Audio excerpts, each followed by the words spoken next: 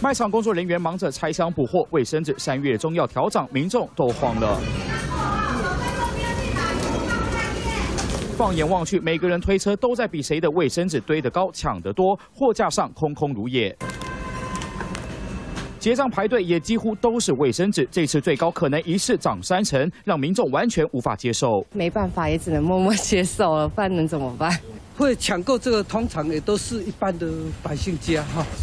真正有钱人他才不在乎的。说要涨价，你要涨就涨，我干嘛去宣布？宣布大家就囤积。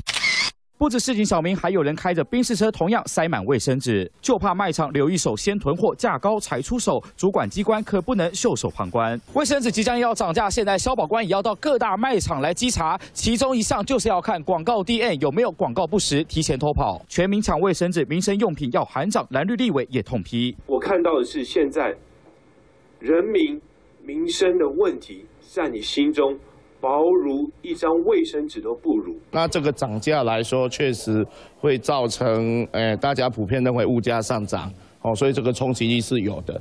这次就连民进党立委也不挺，毕竟民生用品一次喊涨，政治冲击力不能小看，谁都不想跟选票过不去。30全黄大丰周凯资讯小组台北报道。